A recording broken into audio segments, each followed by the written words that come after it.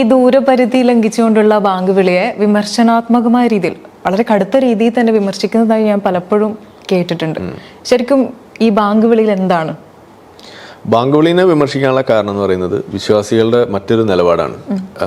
പക്ഷേ വിശ്വാസികൾക്ക് അറിയില്ല എന്താണ് ഈ ബാങ്ക് വിളിയിലുള്ളതെന്നുള്ളത്. കാരണം എല്ലാ വിഷയത്തിലുള്ള മാതിരി തന്നെ ഈ ആഴവഴമ്പൻ വിശ്വാസി എന്നാണ് നമ്മൾ പറയുക. അപ്പൊ ഇവരുടെ അങ്ങനെ ഒരു വിശ്വാസമുണ്ട്.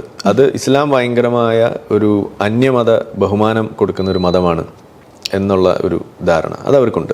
മറ്റ് ദേവതകളെയോ ദൈവസങ്കല്പങ്ങളെയോ മതങ്ങളെയോ ഒന്നും അവഹേളിക്കില്ല, അതിനൊന്നും കുറച്ച് കാണില്ല എന്നുള്ള ഒരു വാദമാണ് വിശ്വാസികൾ വെക്കുക. അപ്പൊ ഇതിന് നേർ വിപരീതമാണ് ബാങ്ക് വിളി തന്നെ. അപ്പൊ ഈ ബാങ്ക് വിളിയിലുള്ള വാചകങ്ങൾ എടുത്തു കഴിഞ്ഞാൽ അതിനകത്തിപ്പോൾ അല്ലാഹു അക്ബർ എന്നൊക്കെ പറഞ്ഞു തുടങ്ങി.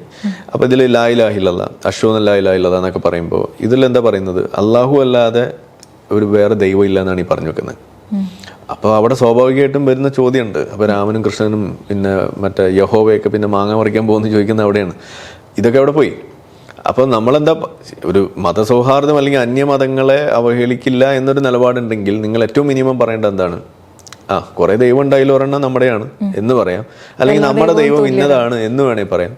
അതും പോട്ടെ, മറ്റ് ദൈവമൊന്നുമില്ല, നമ്മുടെ ദൈവം മാത്രമേ ഉള്ളൂ എന്ന് പറയുന്നത് സത്യത്തിൽ ഒരു അന്യമത അവഹേളനം തന്നെയാണ്.